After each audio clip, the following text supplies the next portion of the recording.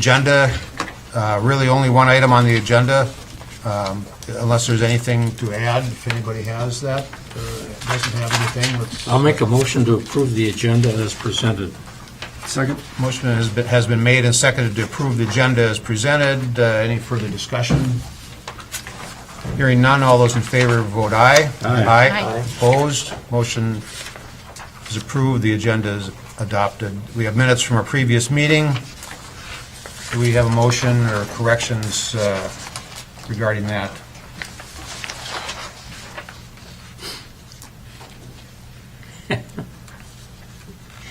Somebody can make a motion? I'll make it. Approve the minutes. Well, I was Okay. going to say, in the minutes. That silence was getting to me. Wow. I was waiting for somebody to say, yeah, no, there's a problem. No, like, just a small thing. I think it's the second paragraph. It says that Heilecker would like to have the ability, not like to the ability. So, just a small thing there. Thank you, Michael. Certainly. Other than that, I say we approve. Is that a motion? That's a motion. Motion has been made with the correction as suggested. Is there a second? I'll second it. Motion has been made and seconded to approve the minutes with that one correction. Any further discussion? Hearing none, all those in favor vote aye. Aye. Opposed, and vote, hearing none, motion to approve is accepted. Public hearings, we have none. We have old business, which is talk about vacation rentals again. We have Todd Smith, the county assessor, here to talk about the work that the county has been doing with regard to vacation rentals and the tax classification issue. We received a packet of information in the mail, so we should have had a chance to take a look at that information. I'm sure Todd will allow us to ask questions once he's completed his presentation. So Todd, we'll just turn it over to you. And for the camera, why don't you introduce yourself so that you can... Todd Smith, Cook County Assessor, and this is Bob Thompson. He is the assessor in our office. He's our principal appraiser out in the field right now. And I'm assuming everybody got this was the media release that was sent out. Pretty much kind of encapsulates everything that we've been talking about for the last 6 months or so. And I won't go over it verbatim. I'll just start out the conversation by saying that the assessor's office has, through all this research, through everything that Bob has put together, and he brought a map today showing, actually these are locations of all the ones within the city. Yep. The vacation rentals. Through these actions, we've come to the conclusion and made the decision that as of the January 2nd, 2019 assessment, the properties that we have identified as vacation rentals that meet the criteria that we found, which meaning they're rented 30 days or more and under 250 days, that they will be changing class from seasonal recreational class to residential non-homestead class, because that's what we feel is the most appropriate classification for those properties. There are some variations of that, of course, and we're looking at the resort part of it is a little bit differently because, there's a lot of questions to ask when it comes to resorts. We're mainly talking about a lot of the freestanding, the individual ones that aren't in resorts, although we are going to be changing classes on all those units in resorts that are being used the same way. So when you're talking about resorts, you talk about like Bluefin, Yep. Caribou Highlands, Right. and, I have a number of other ones too, but, Right, there's of all the units that we've identified, there's approximately 600, give or take, of both freestanding cabins and resort units that are being used this way in the county. and ones in town would be East Bay, Cobblestone Cove. East Bay, Cobblestone Cove. Are there other ones in town? Well, the Mayhew Inn now, well, that's going to be resort status because he's got over 4 units. And there's not really a lot of those in town. I mean, the rest are hotel status, you know, we got the Best Western, we've got Shoreline, we got those that are actually hotel status because of how many units they have and how many they rent. There's statutory rules that basically say, you know, how much they rent and what activities they have to qualify. But there's not a lot of the resort, so to speak, in town proper. There's a few individual units that we pointed out, and such as Mr. Miller's, he's going to have 3 individual units on his property and 3 on the other property, and those will be classified as a residential non-homestead. So Which is in that 3 to 250 day, right, 30 to 200. 30 to 250 day. If any unit is rented over 250 days, which is basically part of the caveat of a resort or anything else, it goes to commercial. It's considered a commercial operation. If it's under 30 days, we're seeing it as an incidental use.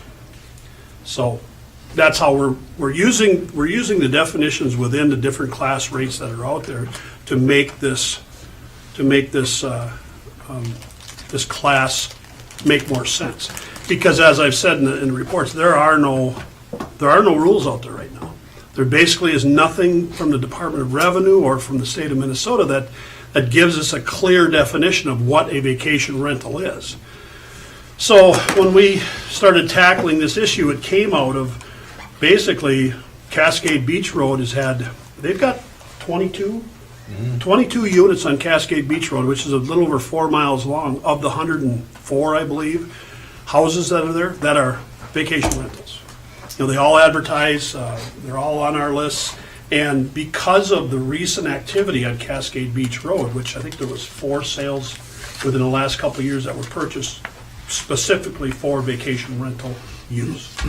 So they were taking maybe the old family cabin out of that seasonal rec activity and putting them straightly. In fact, our CRVs, which are certificates of real estate value, stated right on them by the purchasers, purchasing for investment purposes to be used as vacation rentals. So it's pretty clear what their purpose is.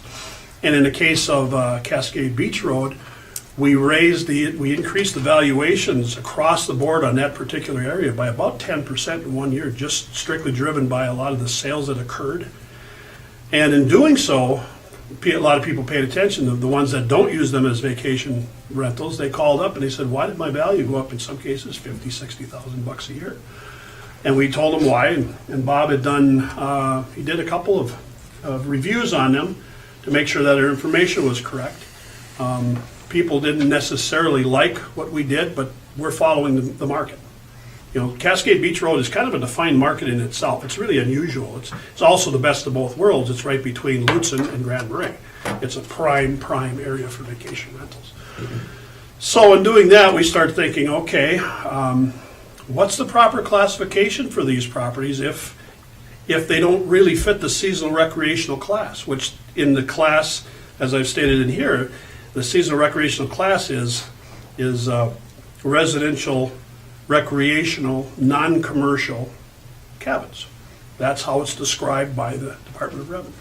Well, non-commercial means they're not a money-making operation to any degree. So that's what made us start looking at this whole thing. And in looking at it, Bob created a spreadsheet and started looking at all the different vacation rental sites, and there's 120 plus sites out there to look at. Primary ones here are VRBO, Airbnb.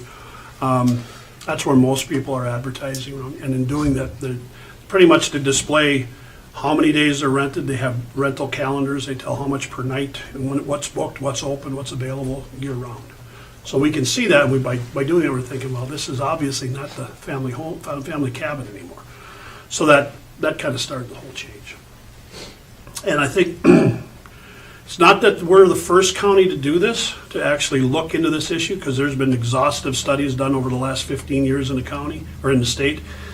The last one, I think, that was pretty much a full study was at Crow Wing County in 2014. And they came to pretty much the same conclusions we did, but they decided at the end of the study that they weren't going to do anything because the Department of Revenue hadn't given them guidance yet. Well, I guess it's my opinion, Bob's as well, that we're not going to wait for the Department of Revenue to give us guidance, because as we looked through the different counties in the state and looking at how different properties are being used that we would classify as a residential non-homestead, they're kind of all over the place. No county is really doing things the same way. Well, we have, we have 10% of our improved properties in this county are being used as vacation rentals, fully 10%. So in doing that, that's a significant amount compared to other counties. What other counties, the percentage compared to their total parcel count is much less than ours. 10% is significant. So we decided this is something worth looking at. So pretty much everybody out there they're waiting to see what we do. We've already made up our mind what we're going to do. We've identified the properties. We're going to make the change as of January 2nd, 2019 for the taxes payable in 2020. So I'll let Bob, if you have anything you want to add to that. Yeah, I don't know. I mean, just other than the fact that the Department of Revenue initially pushed towards a commercial classification, which is significant change over the seasonal rec. If a tax bill was $5,000, it would probably go to $13,000, $14,000 as a commercial property. The problem that we saw with that actually lies in the Ella's Inn.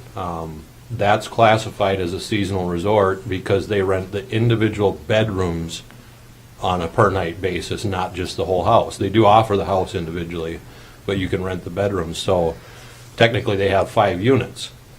In 2014, the Department of Revenue used that as an example of a seasonal resort. So if we were to go and switch all these to commercial, we'd have 600 tax court cases arguing that they're a seasonal resort, and they'd rent the rooms individually at a rate that would never book. Yeah, we could never defend that. It would just be the biggest headache you could ever imagine. Not enough data, not enough tax court cases out there to defend that, so we decided that wasn't appropriate. So started looking at the different residential classes, because if you think about a seasonal, like a vacation rental, the same way you think about a long-term rental, it's a house that's being used as not a primary residence, being used as a residence, but only temporarily. So we don't have the separate classification, I should say, for a long-term rental is residential non-homestead. It's basically the same class because they haven't developed or given us a vacation rental class yet. It's not that we want the Department of Revenue to create another class, which is more bureaucracy and more headaches, but at the same time, we're hoping that they take this information that we've got and they actually do something with it, because I know that when we do this, we're going to have, there's 12 counties in our region, in Region 4, and they're all looking to see what we're doing. And Itasca County and Crow Wing and Mille Lacs and St. Louis, Lake County, some don't have a lot of vacation rentals. We have a lot in comparison percentage-wise. They're probably going to switch the same thing. Well, when that happens, the seasonal recreational class, a portion of the taxes that are collected as state general tax. It's collected by the county and then it's shipped off to St. Paul, because it's part of the deal from way back in 2001, 2002, that was the administration back then changed the classes on cabins and things and commercial properties, changed the tax rates so that they could collect taxes from people who were non-voting residents of counties, and then they would shift and they would give some of the money back to the counties in school funding. I think it worked for a year, and then the formula is so convoluted that nobody could really figure out how much money we're actually getting from the state by that directive from that time. So we're thinking that in this case, about $300,000 is shifting in taxes from all the changes that we're making in classifications. Instead of the money going to state general tax, in some cases, the taxes on these properties will be a little higher. In some cases, they'll be a little lower, but all the money stays in the county. So it'll be a shift of about $309,000. And 10% of our taxable value will then be paying into the school in the school referendums referendums. that aren't right now. So I'm expecting that when some of the properties, and I don't expect there's going to be a lot, but some of the properties get their valuation notices and see that their class has changed, we'll get a few phone calls on it. Because it's not going to reflect on the valuation notice what the tax differential will be from year to year, because that's, we're valued notices in the spring are for the next year's taxes. So, But we're ready for it. We're ready for the calls. We feel this is the appropriate classification for Cook County, given the circumstances and the uniqueness of the county. One thing that's interesting is we've been asked to come and talk to a group of attorneys next month to talk to them on this subject. Yeah, we've given a presentation to the city of St. Louis Park in August, and, when we inquired, we said, well, how many vacation rentals do you have? And apparently they had 2 of them, but it's against their ordinance, it's built right in, so they got rid of them, they made them close them down. But there are VRBOs everywhere. I mean, they're huge in Minneapolis, St. Paul proper. I think Minneapolis has gotten into and St. Paul have both gotten into the middle of that, where they're charging, I think it's VRBO.com, an annual fee to be able to advertise within their city. It's either 15,000 or yeah, 5,000 it's or a something. significant amount of money. So they're trying to do something to have, dollars to regulate. I don't know if regulate's the right word, but, because we're not really trying to regulate here. This is what we see. Our 2 tasks as assessors is valuation and class. That's the only thing we can do. Along with this, of course, goes a licensing process. That's in the works right now with the Vacation Rental Committee. They're still working on, I saw a copy of the first draft. They're working on there's other issues that we have to meet and talk about to try and figure out what's the best way to describe that license and to work with people on the licensing process. So that's in the works. That'll come later this winter. So when the county makes this tax classification change in January, is it your expectation that this change would be somewhat long-term, or, it sounds like, though, that the Department of Revenue may, at some point, when they get enough of this information, make some changes? Well, I guess the potential for that is there, but, we've, all along this process, we've been in touch with the Department of Revenue. Bob has searched extensively through the annual frequently asked questions in their education section of it, and these questions have come up periodically over the last 15 years, where everybody's asking the same thing. How should I class this property? It's being used this way. And no directive has come out of the Department of Revenue as to how they're going to look at this. So we haven't hidden anything from the Department of Revenue. We've been upfront about the whole thing as to what we're doing and why we're doing it. And some may have agreed with us, some may not have agreed with us. But in every instance, the Department of Revenue's opinion was it is up to the county assessor to properly classify these properties. They've given it to us. They basically said that's our responsibility to do it, my responsibility, and that's what we're doing. It sounds like a lot of other counties are looking to Cook County to see what this process might result in. Exactly. And if it looks like something that they want to jump on board with, at least they'll have some some track record, somebody that's already Right. kind of jumped on that, so. Has Molly Hicken reviewed this and correlated it with the state laws? We have, well, actually, Molly has been in on every bit of this. Okay. And we actually have the statutory guidelines that we follow. Everything we do as assessors is statutorily driven. Okay. And that's why we've asked the questions so many times, and we've sent, dozens of questions saying, okay, here's a scenario. I mean, how would you think to classify this?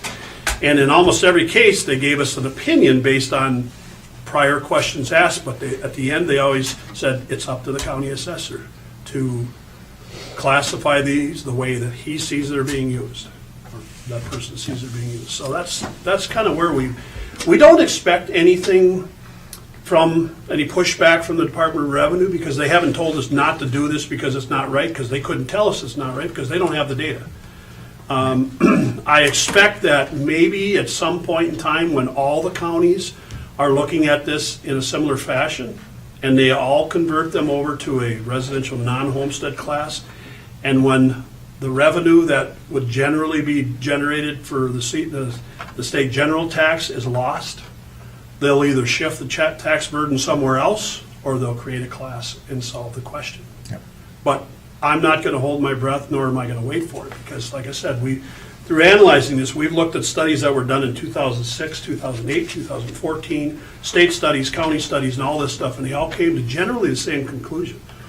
We looked at tax law, case law. There was McLeod County had had a VRBO owner, a vacation rental owner, that used it almost exclusively for a rental, for a vacation rental, and the county changed them to a commercial class. And it was upheld by the state because of the number of days that they were actually renting it. They weren't using it hardly at all as personal property, they were using it as vacation rental. But that's the only one. You know, one case law doesn't make the decision. When you start comparing that to 600 that we have, that's, you know, so we had to have a threshold. So you're going to end up with three different classifications, though, one for the 30 days. for Well, less the than 30 ones under days. 30 won't change. They'll Okay, stay that's seasonal it, rec. and then the 30 to 250 are going to go into The the, new class. Seasonal rec, which we figure about 99%. Res non homestead, yeah. Yeah, and and then the 250 plus is going to go into the commercial. Yeah. And are any of those already in that Well, classification? I don't think we found any. I'll use the example of Lutzen Resort. Scott Harrison would call me every year and say, Todd, I've got this many units that, because of our booking, we've got, last year was 8 units that were booked over 250 days. So he knew that those 8 units, by square footages, were going to change class, and they were always different. So we're changing them every year for him. So that's the same scenario. Somebody keeps track of how many days each one is being booked. And if they fall under that 250 days, then they're going to be, you know, in our case, they're going to be the seasonal or the residential non-homestead. If they're over that 250 days, and that's going to be something where the licensing process is going to help us out. But we haven't found anything on our list that shows that anybody's booking over 250 days. we really only analyzed like 4 of them, and 2 of them were like 180 days, but we had only looked at April forward, so we didn't have 4 months of bookings. Yeah.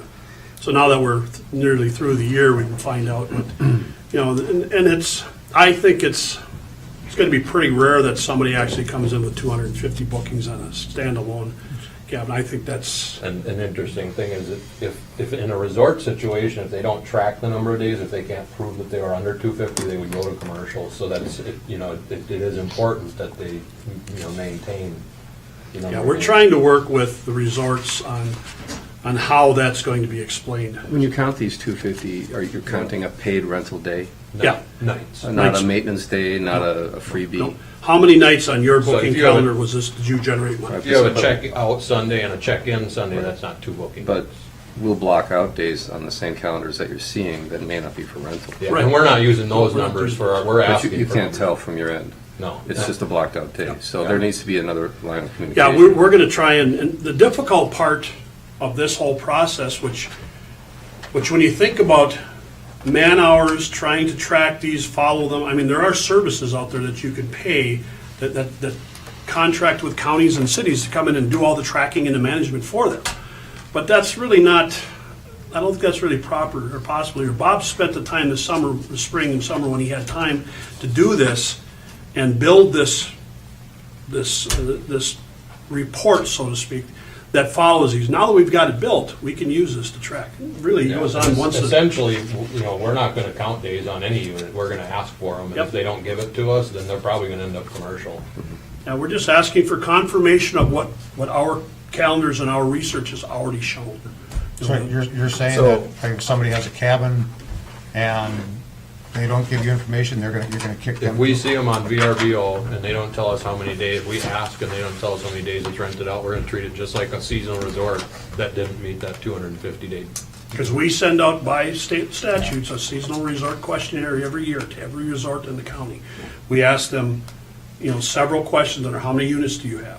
You know, and if you have over 20 units, were 60% of your units booked during the 3 months, you know, during 3 consecutive months. I mean, there's a lot to it. So the licensing process will hopefully help that, help this- work through that. Will these day counts be available, public information? Yeah, everything we have is going to be public. Now, we're not going to keep anything to ourselves because, just like resort information, it's the same thing. I mean, we the only thing we can't show is private information. You know, we can show, you know, information. I won't show anybody what some resort's making for money, but I can show booking dates. You know, just like data privacy, you know, there's certain things we can show, certain things we can't. So, but we have to do it consistently across the board to everybody.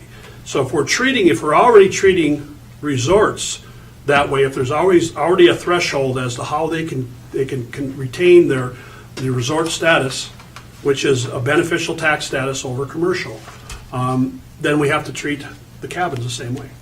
So will there be, I mean, I assume you're gonna have some kind of an educational process to inform these, people that their classification is gonna change, and they're gonna get this survey.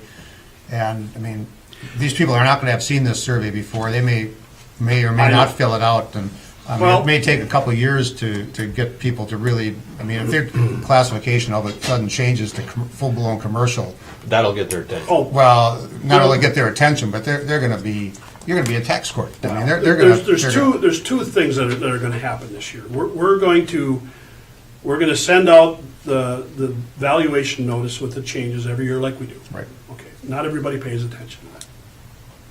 There's been enough media out there where we hope that everybody's paying attention, but we know that's not the case. So a separate letter and a separate insert into that letter from us, it's going to come from Land Services and go to every one of those properties that we've identified as using their property that way. So that'll be a separate envelope, and it'll have separate information that says, this is what we need to make the determination. Based on what we have, you are a vacation rental property. That's your primary use, and this is how your classification will change. Look for that in your valuation notice in the spring. It affects your pay 2020 taxes. So I don't know what more we can do than informing them in two different ways that this is what the potential can happen if people just decide to ignore us and not do anything else. It's just like anything else. If you don't return, if you don't pay any attention to your valuations, we just went through this with the TNT meeting the other night. People call and they ask why their value went up so much. Well, the TNT meeting, it's too late. We can't make any change for the pay 19. It's already set, and it's set in the spring. So we had 4 people that we talked to about, about the changes. So I mean, we're trying to educate people as much as we can. We've talked to everybody. Bob did the whole Gunflint Trail in 2017. He did 925 properties, and he probably talked to a third of the people that happened to be there. I talked to everybody I can possibly tell them, you need to absolutely pay attention. I don't care if you ignore the tax statement, but pay attention to the value notice, because that's the only thing I can control, value and class. So when you see a change, make the phone call. And that's what I'm hoping will happen with this, with two different ways of us getting the message out. So, I know you're kind of I'm skeptical that you'll get a complete response, and I just think that you're gonna end up with people that are gonna be pretty upset when they get a commercial classification and their taxes go up. I mean, I don't expect that's not going to happen. I figure there's probably going to be some people who just, through force of habit, just don't pay any attention to all the notices they get, and it's going to happen. Yeah. Especially if we have data on a property that we know is being used a lot, and they ignore everything that we've sent them. I mean, that to me, they're a prime candidate for saying, okay, well, you must be operating like a commercial property. And if we did that, it would definitely get their attention. But by the time it gets their attention, meaning their tax bill, right. it's too late.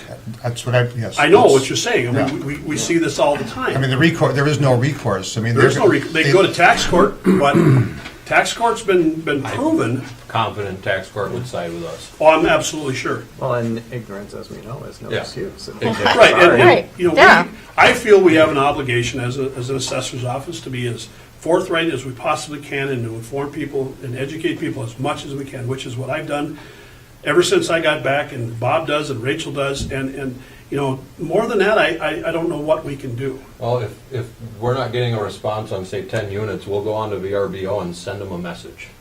Yeah, there's a number of ways we could do it.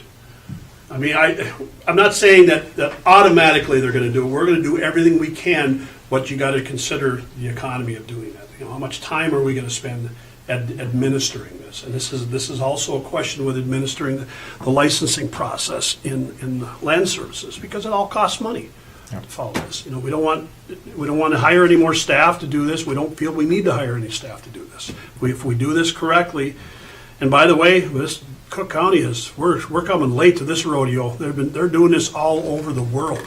Everybody that we read articles constantly about different cities, towns, counties that are jumping in, hiring companies to come in and manage their VRBOs and doing all this stuff. So we're 10 years late on this, but we're doing it before it gets even bigger. And I don't know how much bigger it's going to get. I don't know if it'll last any longer. Todd and I have had quite, talks about that. Who knows what's going to happen? But at the time, from our point of view, they do not meet the standards of a seasonal recreational property, period. That's why we're doing what we're doing. I'd like to add a couple things. Sure. Sort of on topic, sort of off topic. Education is a really important aspect of everything to do with vacation rentals that we're doing in this town. A lot of people don't realize that this board and the council have been working on managing vacation rentals within our jurisdiction, within Grand Marais, for about 4 years now. We've been working on it pretty hard. And we've done a lot to try and control the issue and stay ahead of it. I don't know if as much has been done out in the county, that we have more tools available to us here, more ordinance opportunities, and a different pre-existing language that allowed us to control the total volume and number. And we're in the process of discussing placing more regulations on vacation rentals. And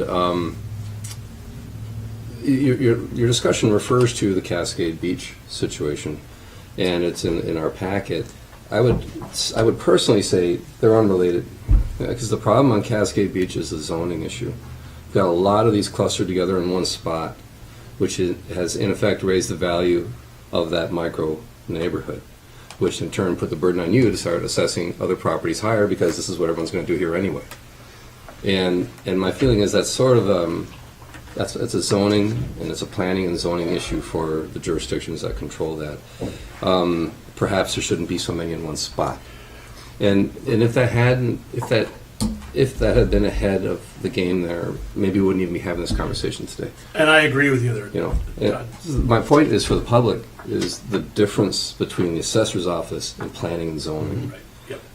We have the real work ahead of us. We're doing it in Grand Marais, but the county has the work ahead of them too. We don't want to work from the assessor's office as a regulatory agency to try and have any impact on the number of vacation rentals that are out there.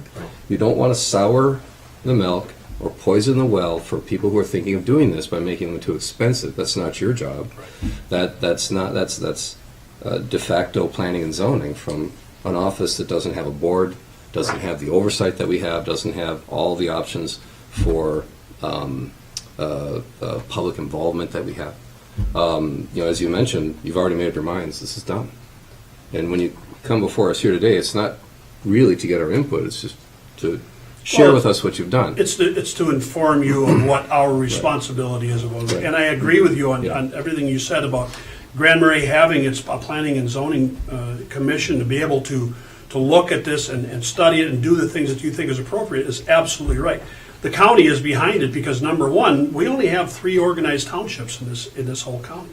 Mm-hmm. We have, Lutz and Tofty Schroeder is the only 3 organized townships. Everything else is unorganized. So therefore, it comes under the county's purview to manage. Well, I think the process starting now with this licensing, which is going to be outside the city of Grand Marais, it's not going to be in the city of Grand Marais. Well, we'll talk about that. Okay, but for now, this is the way we're looking at it, is that the licensing process is going to take place outside the city of Grand Marais, because that's the only thing they can do to get a handle on, okay, what's out there? How many are out there? How do we, and then if you get Lutz and Tofty Schroeder, which do have some management ability with some of their zoning in the Highway 61 corridors and things like that. Coffee do have zones that restrict it. They do. So they have some, but and then in the future, then if they feel like there needs to be things like density levels and stuff like that, then they can control that.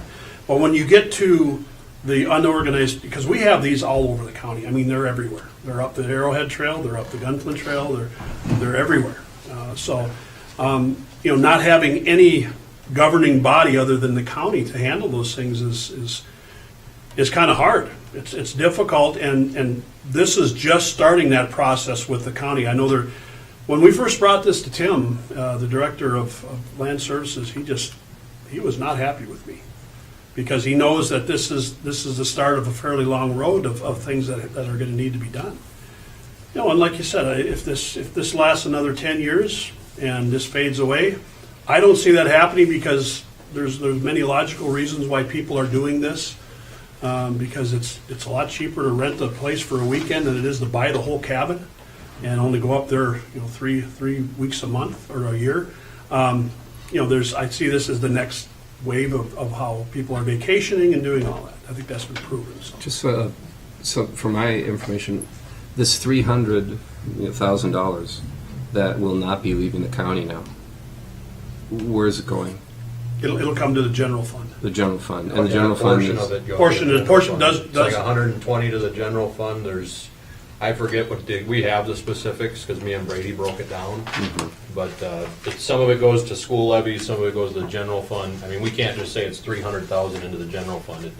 It goes to different areas. The way Brady broke it down was about $218,000 in the general fund, about 116 in the local referendum. Okay. Some of the questions that I'm sure we'll hear is, well, why charge it at all then? Why not have tax relief? Why not reduce taxes? Oh, yeah. It's a you're talking- political thing. Well, yeah, Yeah. and that's Right, and that's, administrative. obviously, that's outside of our ability to control, because however this money ends up adding to the overall. But it's not an budget arbitrary amount that's not floating out there like a big. numbers. No. It's Piece of- 3% of the budget. We'll know, we'll know But I mean, next year. it's already partially automatically divided among certain. Yeah, Right, so because it's of- allocated. Because Okay. seasonal recreational properties don't pay into certain school bonds. That was part of that grand bargain back in 2001. They don't pay for the voter-approved referendums portion of a school bond. They pay for other parts of it, but not that. So it was easy enough for Brady to break that number out and say, this is what this will gain. I asked Brady this morning, so that 300,000, I assume, is part of the 60 that are in Grand Marais. It would include the grammar Right, ones. so Classes. I said, I was curious, so Grand Marais would get a percentage of that 300,000, whatever the Because the tax tax, rate. Because that's your- the way they're set It's up. not all going to No. the county It's general what it fund. creates, yeah, it's It Grand gets- Marais for the number that they have that If will they're in a change. special sewer or fire taxing district, Is it fair that's for me where to they're ask going Mike to go. Larson what he's the expert of this? So, I have, do you have any data on Grand Marais mixed use? Well, I've got this map. I've got a map that we're creating in GIS, and we're gonna do an overlay of the zoning. So we just good. haven't got that. I have to coordinate that. With Kyle. Yeah. So, but we do have a map right now, and it's up to date. I mean, we have the entire county pinpointed down to the parcel. One thing that Okay, yeah, and so I'm wondering, do you know, in the mixed use district, where it's legal for these vacation rentals, how the assessments have changed, the values have The changed values, over they the, are getting bumped up if they're in the mixed-use district, Oh. just because we've seen higher sales. Yeah, we're Right. seeing, and I think I know where you're going on this, is that people have asked, because we've bumped values in Grand Marais proper, in different areas of Grand Marais, certain percentages the last 2 years, we've changed those values based on sales. Okay, some of those sales were driven by vacation rental sales. The ones that are in the zone, of course, so you come down the hill and you get closer to Highway 61, those prices, you can add $50,000 or give or take onto that sale price, on the asking price, just because they have the potential. I think we all know that this is the realtors are using it. You know, they're using, just like they use a view factor for a vacant piece of land of Lake Superior. It's the same thing. So we're, Yeah, it's always listed in their thing. Yeah, if it's potential. Yeah, potential for vacation rental. you know, like I said, I mean, as assessors, we have no vested interest in what values are, what things sell for. Our only two charges are value and class based on sales. That's it. You know, I mean, it doesn't make any difference to me. It doesn't affect my job. I don't work on a commission. None of this stuff makes any difference. So it's how they're being used, that's class, and how they're selling in the market, that's value. so I have another question. So the burner property that is not going to happen now, but was proposed, that the bottom level would be commercial and the two top levels would have been vacation rentals. Would that have been a split class? Yep. Or, okay, so. Yep, we've got several properties that are split class already. We have the ability to do that outside of homesteads, which is another issue, but when it comes to those types of properties, for instance, the Harbor Inn, I mean, there's an owner lives on site. So that square footage that he lives in, that's his homestead. That's a split class from what the rest of it is. And the burner property would be that, his lower portion on the sidewalk would be commercial, and the upper two units would be residential non-homestead, if they ever come to fruition.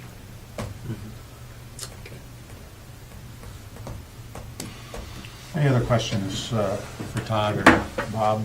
Yeah, just, so starting off, like the way that you would identify these units to begin with is you're going out there and just seeing, are they on VRBO, and that's We where it looked starts? looked at the websites and then kind of browsed through photos. Sometimes you could tell just by the owner or whatever, whoever was listed as the manager, you could find the property right away by the last name. Sometimes you had to go look through photos. Where it was really difficult is places like Aspenwood, because every unit looks the exact same. Those ones were a little bit harder to Had to look identify, at and we furniture. may not even have them all 100% if you're talking, like Aspenwood down there or Harbor. There's Chateau Leveau. Yeah, some of the ones where the units are very, very similar, it's hard to tell if there's nothing distinguishable. But we did our best, and I'm pretty confident we're pretty accurate. Yeah, there may be, one or two here that we missed, but, eventually, we're out there every year. We do 20% of the county every year, so, we were, Our average value on these is over $300,000. Properties that are valued over $500,000, their taxes are actually gonna go down, so I have a feeling they'll be knocking on our door, asking us to change the class. I actually spoke with a gentleman who's got about an $800,000 property on Gunflint Lake, and he called after the truth and taxation statement, and he asked me, is there any way he can get his taxes reduced? And I said, well, you can rent it out. it's a funny thing about how taxation works when you talk about valuation, because the different classes, seasonal recreational class properties has 3 different class rates. There's the first 76,000 is classed at 1 rate, and then 76 to 100 To 500. is yeah, another 500 rate. is another, And but then once they you get start over adding. 500,000, the tax is it's high on Yeah. a seasonal rec. So when you change it back down to a residential non-homestead, which is just 1 rate for the whole up to 500,000, you eliminate all that spread. You take away the portion that goes to the state of Minnesota, state general tax, and you fill that void that's left with being collected here in Cook County. So in that case, yeah, $500,000 property, the value taxes are going down. But more taxes will be in Cook County. You mentioned the county's vacation rental committee that's been talking about this licensing. Mike and I have served on that Right. and been going to those meetings, and, kind of been, I would say, more passive participants, just because, it's the county's issue, and, even though we have the issue within the city and the county's issues are not necessarily the same issues, so, this whole concept of licensing, has there been more talk or discussion about when that might be implemented to, Yeah, we're coordinate with this taxation? we'd probably be a little further along. Tim's been out sick, as you might have heard. Right. He was in surgery, so we're hoping that next week we can sit down and talk to him about some other issues that we're starting to consider in this. We do have a first draft, and, it's not complete. I'm sure that the committee is going to meet again, and we're hoping that we meet again before the end of the year. And I think the thinking is that we try to we have to have the ordinance written and accepted, a resolution made where the county accepts it. And then the license that is coordinated with that ordinance will be mailed out. We're hoping sometime by mid-January. And then we'll give everybody 3 months to reply to that license. That's kind of the plan. So that we know, as they come in, we know how many units are going to participate, and we can administer that. And at the same time, it falls over the same period as when valuation notices go out. So the coordination is kind of important, that people get the 2 different forms of a notice on that. So that's kind of where we're at right now, and I think as far as, I haven't heard anything different from Tim, as far as, him doing the research behind the drafting. It might be nice to have Tim come to a future meeting and talk about that with us. Yeah, I think because it ties into this, and, Yeah. as Mike said, even though it's a county license, the city may have some interest in, kind of piggybacking on that Yeah. process. Right. you know. Yeah. And really just for the same purpose as the county is, not to try and control behavior, but just to gather data. Yeah. We've had a lot of questions that you've been dealing with where having good information on what's happening with vacation rentals And I think- throughout the town is good, and we can gather data on a real, like, you put a lot of effort into gathering data. To have that kind of built in where it's just there and solid, I think would be of use to us in the future. And if we can do that in a way that's pretty low barrier for the folks that are in the business, then. Right, more importantly, I think that's it, just the data gathering and knowing what we're working with here, knowing what we have. That was the big threshold, and see, every response that we got from every other county was, how many man hours How did you many spend on this? vacation rentals? How did it take, how long did it take you to gather this information? And That's what I'm asking. he spent a lot of time on this, but, you I know. think we have a month probably from start to finish Yeah. into it, but, you know, what's interesting is in the beginning, we were screenshotting every ad, top to bottom, every single photo. So, I mean, I have, on 300 properties, I have the screenshots of the entire ad, the booking calendar, the rates, everything, which for the last 2 months, you know, we might have added 20 of them, and I haven't done that, because I don't feel like we need to prove anything to anyone. If they're advertising, they're advertising. Right. I'm looking at all these dots, so my question is, how many actual vacation rentals are there listed now in Cook 32 County? parcels in the city. Pardon? How many- 32 parcels in the city, but you know, like Todd's got 6 on 2 parcels, so it's hard to say. I can get you the spreadsheet, which will give you exact figures. If you're talking on the county or the city level. Just the city. I'm talking the county. County, there's 302, I think, standalone cabins, and another about 315 in the resorts. Of the 32 that are in the city, I have a list. I see that it looks like East Bay is in a different color here on your, Yeah, those are considered resorts, the red dots. the red, but Cobblestone Cove is not considered a resort. That one we haven't looked 32 at much, although they advertise the parcels. same. Yeah, I think Cobblestone Cove is that already classified as a seasonal resort. Actually, I got it So, from him. and they may be probably a month advertising ago. at VRBO. I've actually seen that's a really Estimated common market thing now, like value of Yeah. Gunflint Lodges, a lot of the resorts are starting to do it now. And so these 32 parcels could well, that seems like it's low then, if it Right, includes I don't think it East includes East Bay, because East Yeah, Bay has well, that's- and that's 30 parcel. units. One PI Yeah. Yeah. parcel, so it Yeah. could be, East Bay's got how many units? They got? 30 units, 30-some 31 And, you units, know, I think, so. like, to get back to what you were saying, Mike, there isn't any, you know, attempt to regulate, as far as I understand from the county, but there is going to be something that I think that they're proposing, that they have a placard at each unit to outline the property boundaries, number one. Places you can park, so don't go park on the mountain. Don't go park on the neighbor's mountain. Yeah, Emergency contact information. A little bit of regulation then. Well, I mean, it's that's not what we reg- looked at It's too. not that- necessarily regulating, it's just, I think they want to see a placard there that says, hey, if you have an emergency, call this number. Yep. You know, if you're wondering where to park here. If you're wondering how far you can walk, don't walk onto that property. You know, it's just a placard Yeah, that'll sit there. that's what we found when we looked around 4 years ago too. That's kind of the lowest level of Yeah. regulation that's Just- out there. Who do you call if you have a problem? Yep. Where's the property line?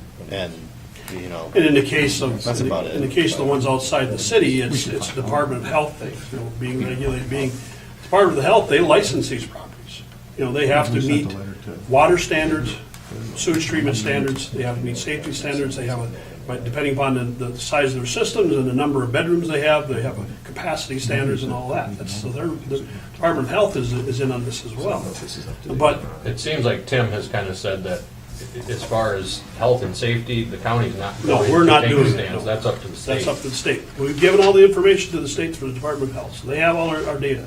So how they go forward is up to them, but a lot of this came, just going way back to the beginning, ever since I came back here in 2015, every time I've talked to somebody who had an issue with rising taxes or rising values, they've asked me, oh, we got these vacation rentals down here, and I got 14 cars parked in my yard, and people looking in my window and things like that. I mean, it has happened, it happens a lot.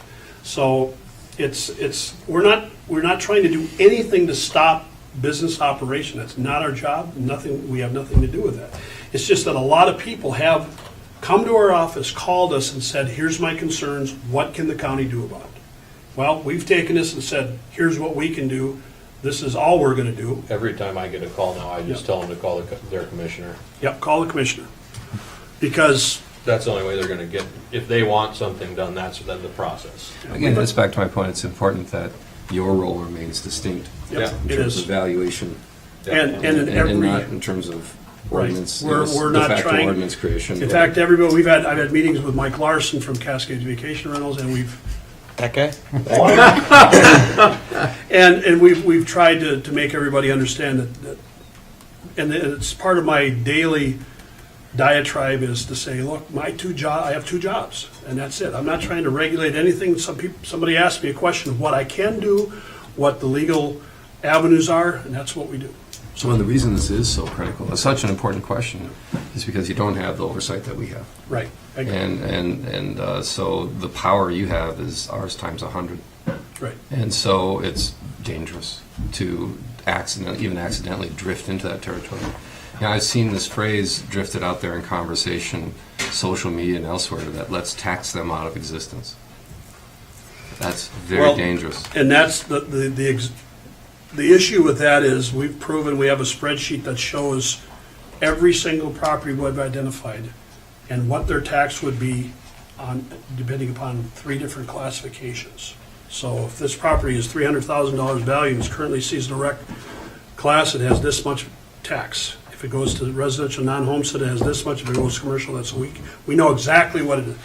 We've got no intention of making things commercial just because someone else thought it was a good idea. We don't think it's a good idea. We've actually gone against the grain. Oh, we have gone against the grain on this, and that's Well, the only it's pushback. important to forward it like you do to your commissioners, because Yeah, it's, right. Yeah. this is an ordinance That's, issue. I've done that Yes. since basically our list was created, and we've gotten more calls, because they know, they're aware we're kind of on the topic.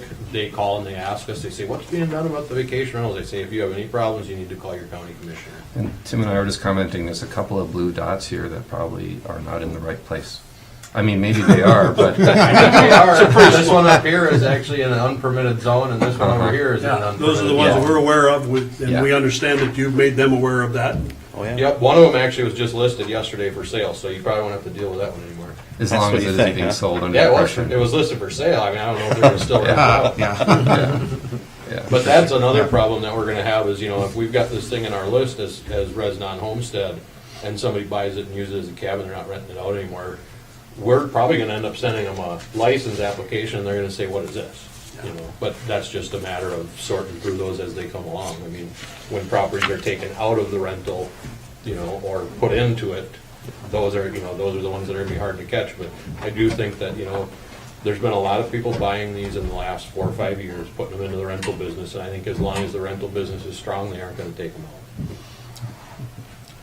Well, Yeah, before we wrap up, Mike Larson is here, and, even though this isn't a public hearing or anything like that, Mike, if you have any questions or thoughts or, regard to this, you're obviously into this, as much as anybody in the county, and have followed and tracked and had conversation with Todd and Bob, and, I have Todd Dinky. I mean, we've had a lot of conversations, and Bob as well. Bob has drilled really deep,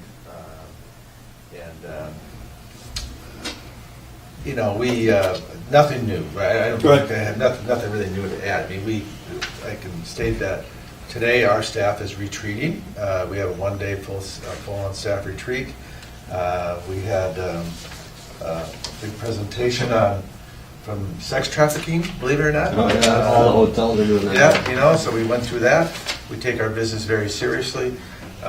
There's many layers that we use. Todd uses the same, I'm sure. We're licensed by the Minnesota Department of Health. We require our owners to acknowledge that in their insurance. We look at the property. There's just a lot of layers that we go through right now, and you're aware of them. And I'm interested in the data as well, because I think the data is going to tell us a lot about some of the stuff that just frankly is not accurate and more emotional. And I get that. Right. I mean, there can be emotions involved in a lot of this, but I think the data will show that.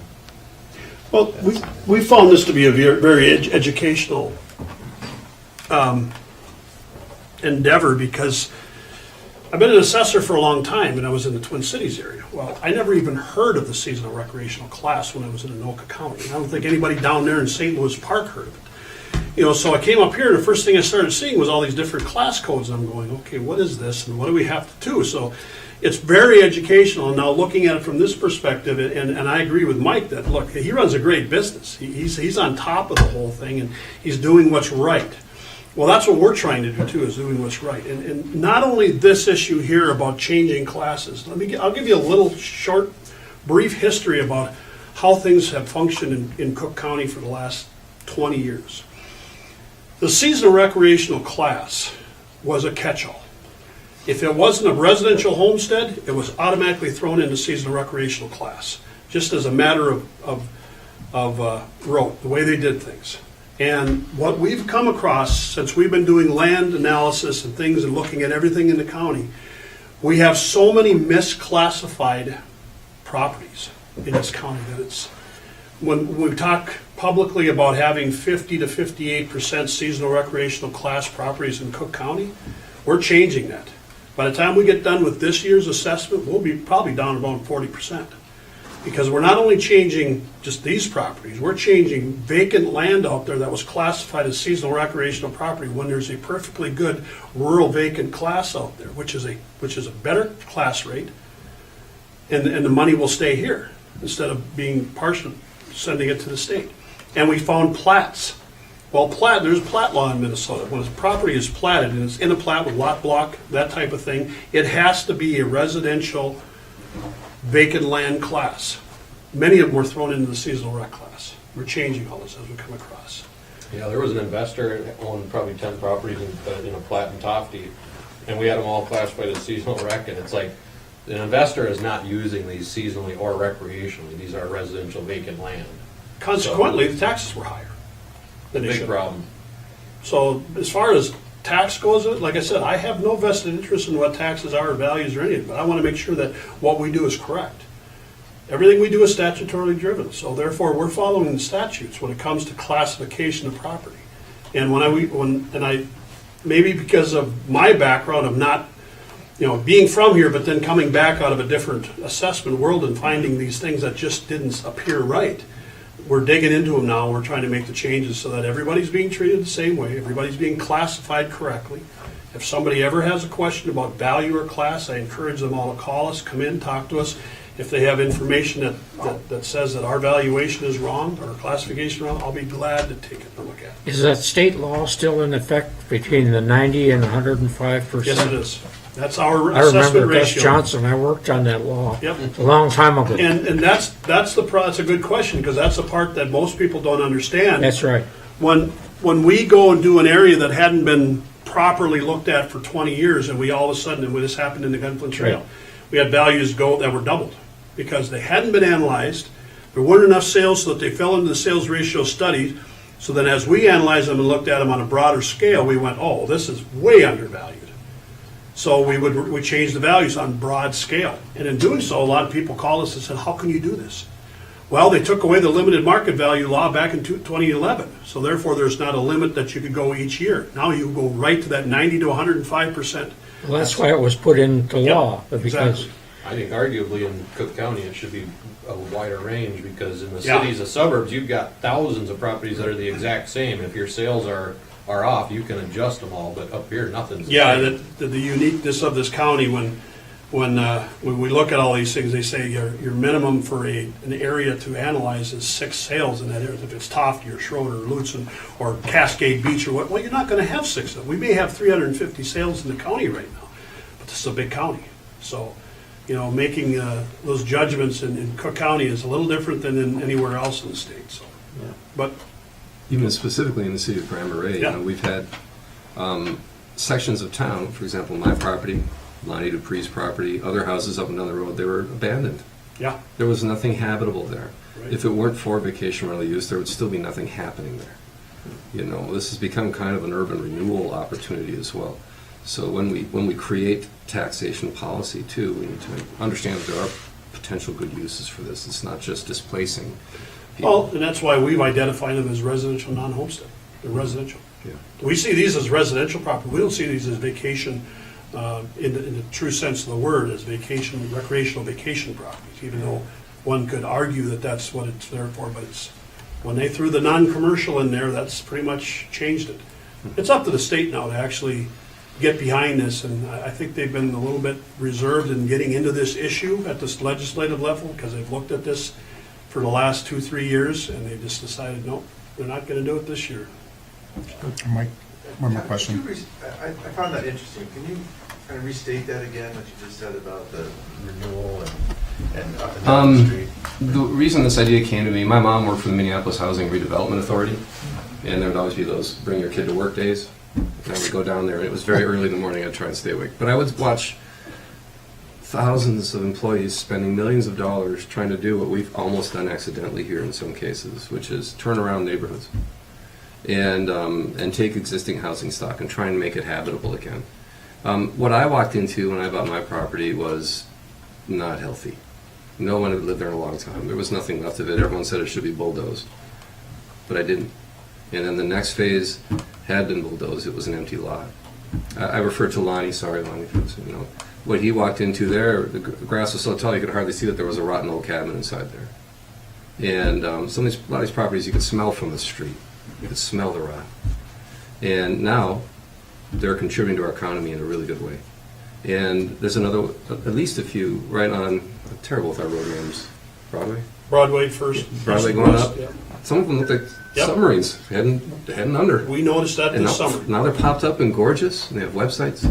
And in a way, through our efforts, by limiting vacation rentals to the front rows of our town, Highway 61 and the old Gunthin Trail and these places, we're really beautifying the front rows of our town. And so in that sense, this is working really well. And I'd be curious to know what kind of numbers you ultimately come up with in terms of how much actual rental housing displacement has occurred, how much we can tolerate, how do we blend this with the good that's occurring as well. I know that there's a lot of people being in the business. I know there's a lot of people that come to Grand Marais to stay in a vacation rental. In particular, I know they do it for mine. And they wouldn't be here if that opportunity for lodging wasn't there. I also look around and I can tell you where lots of hotels used to be. Yeah. When was the last time we saw one built? 2007. The money just isn't there. 2007? Yeah. Interesting. East Bay? Yeah. Pseudo hotel. Used to be. Yeah, well, it used Looks to be, like a yeah. hotel. Yeah. But anyway, I'm just saying, this is, it's not all evil, but it requires management. And that's one of the great benefits of Grand Marais, which you referred to earlier, is being 10 years behind the times all the time gives you 3D vision. It gives you perspective. You can watch an entire country go down the tubes and not repeat them, not repeat their mistakes. And so that's why we need to stay ahead of the game. You should give us a little credit too. You guys are not 10 years behind the times. No, sorry. I'm just saying. 90% of the country hasn't even thought about this. Well, yet. I think he was referring to the regulating side of it. They're all Right. on top of that, but No, the they're not. taxation side. Oh my gosh. Well, There's I mean, so if you many look at the places that coast, are not yeah. thinking Hawaii about and the this. coast, they're all Yeah, regulating. the super hot spots are on top of this, and they have Everybody's been for a playing while. catch up when it comes to Most that, yeah. places Yeah. haven't thought about this. I guess yet. in adding to Todd's, comments about that, when I moved away from here in 1986, there wasn't really a lot to do. The reason I moved away is because I couldn't find a career or job, so to speak, because I've done everything you can do in this county to make a living. I mean, everything. And found my career and came back in 2015, and this is a different community. I love it. I love it back here. I think what we're doing and how this community has advanced is great, economically. There's other questions, of course, that play into that, the people, the visitors, the numbers, things like that. I have relatives that are always asking me questions about things, and I have to be really careful in my answers. But nevertheless, we are a viable community now. We're a viable county, whereas when I left in '86, we were a dying county.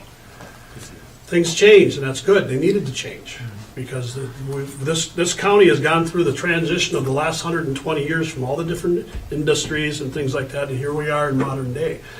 And I think we're doing a good job, and I think the city of Grand Marais is doing a good job by being on top of, the zoning of this. Because it could get out of hand if you didn't do anything about it. Everybody would be doing it, and you'd be driving out even more things, making even more issues. Well, that push already happened. we, I Right. think we're able to withstand that push and reinforce the fact that we think our residential districts are integral to the health and well-being of our community, and being eroded by vacation rentals is not something that we were willing to allow, so. It's possible to have too much of a good thing. And so you have to protect your residential housing because that's your fuel in the tank Yeah. for your entire economy. Otherwise, where are your employees going to live? And so I'm curious to see if we've struck the right balance here. I don't know yet. I mean, I do appreciate, the work, Todd, you and Bob have put into this, and thank you for coming before the planning commission, because, I think this issue it's not going to go away. I mean, the complexity is obviously, very significant, because, if it was easy, other communities would be solving the problem and making some headway. And I think that we're doing what we can to keep ourselves aware of how it's affecting the community, and things that we might need to do to take care of our economic health. So, yeah. But I've been here a long, long time, as Mike knows, and I've always had a strong opinion about keeping the independence of the city of Grand Marais from the county at times. And there are several issues I could spend an hour going over them that we didn't go along with what the county wanted. And I appreciate you coming here, but we're going to have to study this very carefully. We're not going to rubber stamp it. I'm not anyway. And I'm not asking anybody because I'm not asking the city of Grand Marais. I just wanted to give you my view of that. We've prided ourselves on individual decisions here, and it's worked out pretty well. We got a great administrator, and I'm totally behind him and support him, and I'm going to listen to what he says when the time comes. It sounds to me like the only legitimate concern here is that the affordable housing stock is in jeopardy. And to be honest, I don't know that much of that has been converted over to vacation rentals. I mean, we could look at that on a more detailed basis, but off the top of my head, there's that fourplex that Jennifer Speck bought. Yeah. That used to be long-term rental, and then there's a couple what I would consider affordable first-time buyer houses, on 6th and 7th, I think they are. There's just 2-3 of them down there. So I mean, you're talking 6 units maybe. A little bit of levity I want to share with you about the 190 to 105%. And Governor Perpich always said his dad was kind of a crabby guy. He lived in Hibbing, and the tax assessor came around and he said, "Oh, Jack, that roof, you got to repair it." And he got mad at me. He says, "Get out of here and quit criticizing my property." So he called Gus Johnson, and Gus Johnson said, "I think we have to have some kind of a rule of the state to protect the assessors." And Ted Mershon was just coming on at that time, and I took him down to that hearing, and we went along with the 90 to 105 because that gave the assessor some backup. Well, we have Because there used to be a lot of funny business on evaluations of real estate. we have an ad valorem tax system, which is ad valorem from Latin for ad value, your market value. So that's how everything is based, and that's the part that we probably talk about the most. Say when people ask questions about that. And getting back to what you said earlier is, look, I think there's probably been not enough dialogue between the county and the city on issues. That's not me. I'll talk to anybody about anything. You guys got any questions about anything that concern what the city's doing and how the county looks at it? If it's in the valuation world or anything to do with that, I'll be glad to come and talk to you. I mean, I think we need more cooperation and dialogue between what the city does and what the county does, just so we can understand how it's happening. I was on city council here back in 1982, so I was here at one time, so before you were here. Even before I was on the council. Just barely though, right? A few years. Well, unless anybody else in the commission has any questions, comments, last thoughts, if not, thanks, Todd, Rob, Bob. Yeah, thanks. Thank you for coming. Appreciate you coming and taking the time to explain this, so thank you.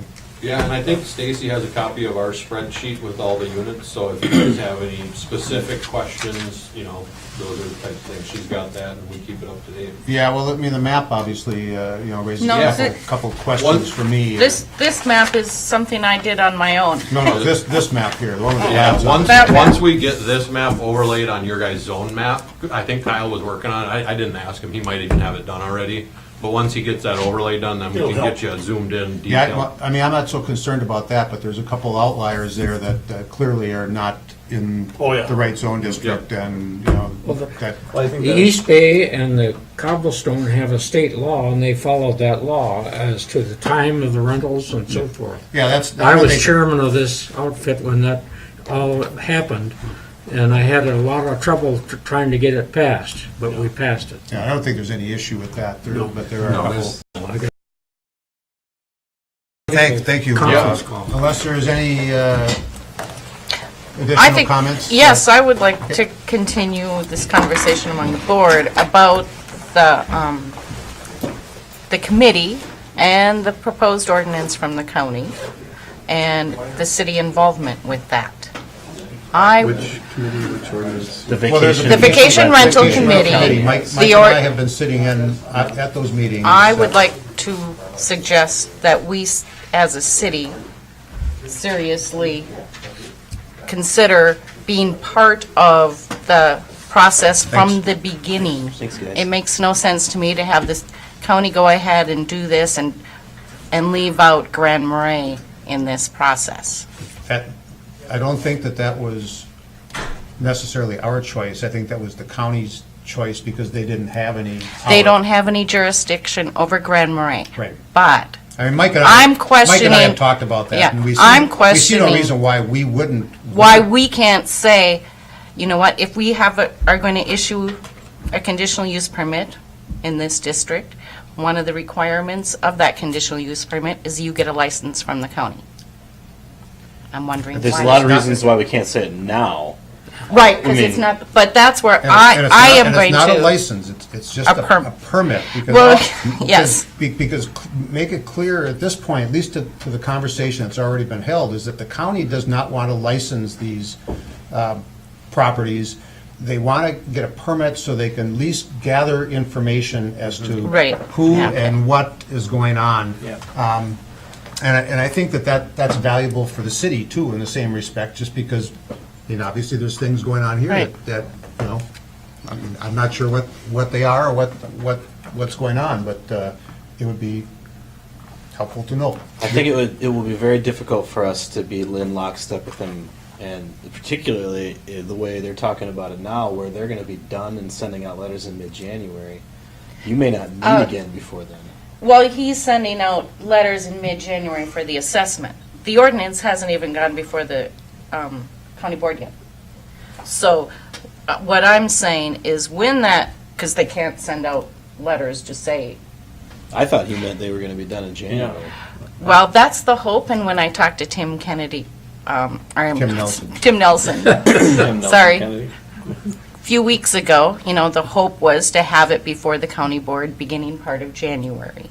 Yeah, I know, would and hope- He's been out of the office, with Right, with so- health issues, so I know that he's probably What not, maybe not on I that just schedule don't want anymore. I don't the know. city But- to take 3 to 6 months to say, oh, we should have sent out letters at the same time. I think it's just a better process if we are going to Letters go for that an way. ordinance change? Yeah, I that, haven't even seen the county It- ordinance I suggestion. agree with. I've seen the Nobody draft. has. I said that I didn't want to rubber stamp it, it doesn't mean I'm opposed to it. But I can give you a hell of a good example. When the septic ordinance came out, it was a proposed ordinance by the state, and the state never passed it, and I and Jim Boyd on the Chamber of Commerce stopped it because it was punitive to all the septic users. and sometimes, I've only seen the we draft. can't- I'm not saying I support everything in the draft yet. Yeah. I'm waiting for the final version, but I really think we as a board should look at that draft ordinance. The county's going to decide to pass it probably in January. I would hope the city we as a board would say, you know what, we don't have a problem with this. And that we could say, any we want to make sure all of these places that are already in existence get a letter saying, you know what, your classification is going to change and the city is going to ask you to go and get a permit You know, from the county. It to- sounds good, but I haven't seen what the requirements are yet. And as a property owner, I'd like to know what those requirements are. Well, gonna be. and Well, I that's think what- that this that's why this I think ordinance, we should draft talk about ordinance, it. I mean, I'm not sure who's seen the draft ordinance. I've so- seen one. I haven't seen We it. haven't seen it. No. There hasn't been a No one knows. committee meeting. Tim sent it to me. I have it on my You know, computer. I wonder if there's a real benefit here to having a board member work inside the courthouse that Yeah. I think we're all starting to realize. Yeah, people are avoiding me in the Do you hallways work- now. Yeah, I mean, I don't disagree with you. What I would have I- suggested earlier, I did suggest earlier, is that we'd had Tim come to a future meeting and talk about what they're doing, and we could evaluate, because I think you're right on. It makes perfect sense for us to piggyback on the county's process. As a matter of fact, have them do it for us, rather than having Yes, and two it has to- processes. But we need to know what that process is. Right, We so- do. Because Where- I where would, they I fall would in the- propose that we invite Tim Nelson to our next meeting with the ordinance. Yeah, and with the understanding that, we have been working on this for 4 years, they haven't. We have specific needs here that they don't have, and they have specific needs that we don't have. Well, we do So- have two representatives on that committee, so I'm hoping they addressed or thought about what our needs are too. But at this point, they don't think that what they're doing is projecting into Grand Marais City proper. They're just doing Only- countywide. Well, I certainly Only have thought about it in the because- context of, would this make sense for us in the city too, every time we've been there? Yeah. And most of the time, I've thought our needs are not relevant to this conversation. Until more recently, when they did talk about this, the only last time we met was the first I heard about this idea that we might permit or do some regulatory process to gather data on these. And, when we've had previous conversations about licensing or regulating, that this board has not been excited about that idea. And one of the reasons why is because there was some, we were concerned about ability organizationally just to add that many things to do. And so the county's doing it, and we're not adding anything, and all we're doing is passing an ordinance that says we want it. And now we're gathering more data that there's certainly been a desire from this board for good information about what's going on. It's looking like a really good fit. So I suspect we Yeah, I want don't to do just it. have a problem with that, I just have questions. But in terms of, we have been desiring regulation, but what we haven't been desiring is creating a position of someone who's employed to be an overseer or things like that. We've wanted far more regulation on vacation rentals. We've wanted far more clarity in our zoning ordinances. But beyond that, I don't know if I understood your statement correctly, but that is something I've been speaking Permitting. for. I'm going to have to be excused. I got a conference call. on this very Thanks, Al. important Thank you. Thanks, Al. Well, I mean, I think you're right, though, and one of the things that I think with this permitting, will help us is to gather data, which is one of the things that we always, Sure. we're talking about the issue, but we really don't Right. have any quantitative information about what is occurring. Yeah, to go back over old conversations, like with just ordinary rental property, not vacation rental, but long-term rental, we don't have a rental license here. No. We don't have an authority to watch over rental licenses. And the reason behind it was always that would be very unpopular here. And we don't want to create another paid position in government. And we don't want another fee that's really just there to pay someone to collect a fee. And so that, I think these same arguments would come up. I'm not saying no, I'm just saying, these are the same things we're going to hear. Well, If- they've if- come up in the committee itself. I would think so. If we're doing this again, I don't see much difference between this, a permitting structure is there to pay for enforcement. And right? I mean, it's. Well, it's just to pay for there has to be a whatever permitting fee. is happening, Yeah. whatever effort the government has to put forth to run the program. That's what the permit fees are. I'm sorry, but I got to leave. Thanks, Okay, Al. thanks, Al. See ya. Yeah. See ya. And I, But how much are they saying this fee is going to be? I think it's $50 a year. Yeah, or they've something been- like that. 500 maybe. 50 or 100. They For have the not. first year? Well, no, actually, they're thinking of doing it as a multi-year fee so that they don't have to even send out the letter every year, because that just takes more work to do that.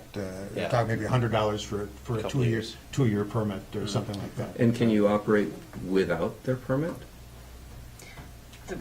So, as I understand, there's no regulation. Nobody's going to be knocking at your door except he's going to say your classification is going to change. Right.